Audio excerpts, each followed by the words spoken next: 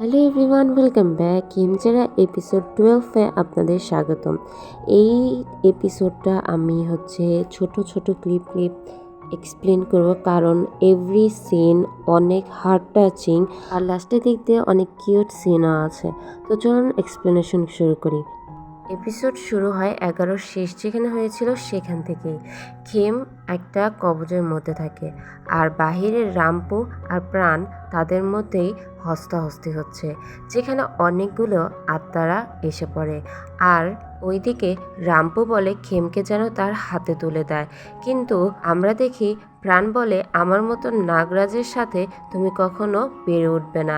এইটা বলার সাথে সাথে অনেকগুলো আত্মা তাকে ঘিরে ফেলে। প্রাণের এই অবস্থা দেখে খেম কবচের ভিতর থেকে অঝরে কান্না করতে থাকে আর রামপুকে বলে তাকে যেন ছেড়ে দেওয়া হয়, আমি তোমার সাথে যেতে রাজি আছি। এটা বলেই রামপু বলে তাহলে কবচ থেকে বের হয়ে আসো।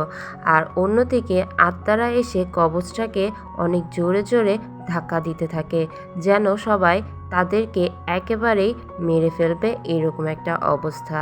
খেম অনেক ভয় পেয়ে যায়, তারপরও প্রাণের জন্য সে কবচের বাহিরে আস্তে আস্তে আসার ট্রাই করে। খেম যেন প্রাণের এই অবস্থা কোনোভাবেই অ্যাকসেপ্ট করতে পারছে না। ওইদিকে এত আত্মার ভিড়ে আমরা কোনোভাবে প্রাণকে খুঁজে পাচ্ছিলাম না। আমরা দেখি রামপো আর খেম দুইজনই সামনাসামনি হয়ে দাঁড়ায়, কবচের এপার আর ওপার। কবচের সামনাসামনি আসতে দেখে মঙ্ক তখন দাঁড়িয়ে যায়। রামপো আর খেমের মধ্যে কথা হয়। খেম বলে প্রাণকে যেন ছেড়ে দেওয়া হয়। তখন রামপু বলে তুমি আগে বাইরে বের হয়ে আসো। আমরা দেখি খেম যখনই বাইরে বের হতে যাবে কবচ থেকে, ঠিক তখনই মং তার হাত ধরে পিছনে টেনে নেয়, যে কারণে রামপু অনেক বেশি রাগ হয়ে যায়। রামপু মংকে বলে তুমি আমার কাজে বাধা কেন দিচ্ছ? তারপর মঙ্ক বলে তুমি আসলে খেমের কাছ থেকে কি চাও? তখন রামপু বলে আমি তার জীবন চাই। অন্যদিকে আমরা দেখি নেট অর্থাৎ কাচিন জেটের সাথে কথা বলছে। সে বনের মধ্যে বলছে বাহিরের জঙ্গল থেকে অনেক আজব আজব শব্দ আসছে, আমি তাদের সাথে নেই, আমার কি বাহিরে যাওয়া উচিত?